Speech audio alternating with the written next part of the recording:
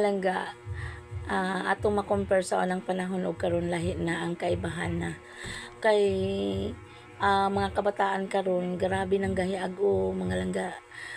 Dili na mo kuan sa mga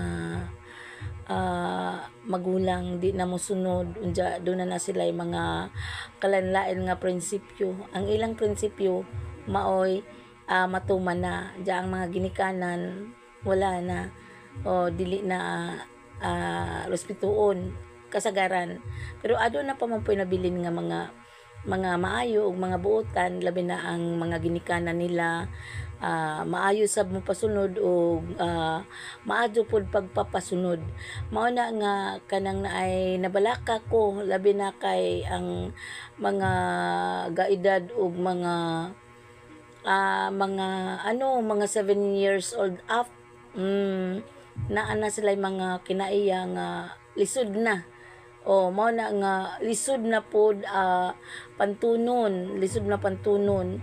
Mao na nga mao na atong kabalak-an karon busa mga kananay unta atong malabanan o unsa may atong mga giantos nga pag disiplina sa atong mga anak nga bisan tuod gilisdan ta, pero may panahon pamampod o musunod sila kung di jud ka mo give up nga disiplina sa mga bata. Mao na nga kanang naay gikinahanglan gajud nato mga ginikanan nga mo istrikto kay karon man gud nga mga panahon na lahi na ang batasan sa mga kabataan karon.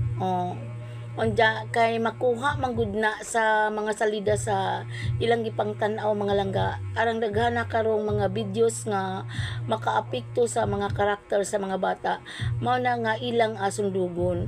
Mao na nga kung pwede dili na hayaan nga maka free sila o kanang naay tan-aw anang mga videos nga dili angay hinuon pod og naa man gajud poy kanang naay magtuman ato lamang pong tan-awon nga kanang maangay lang pod nga dili siya dili ma impluwensyahan tungod kay naa sa mga palabas o naa na makuha ang karakter kay daghan kaadyo ang karakter diha sa mga videos mga makuha sa mga bata busa